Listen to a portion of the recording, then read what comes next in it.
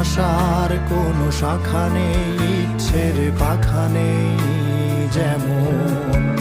হয়তো আজ এই ক্ষণে খুঁজে খুঁজে হারাবে আমায় ভীষণ। আর কতকাল এই শূন্য বুকে গাংচিল ডাকে রোজ সব হারিয়ে।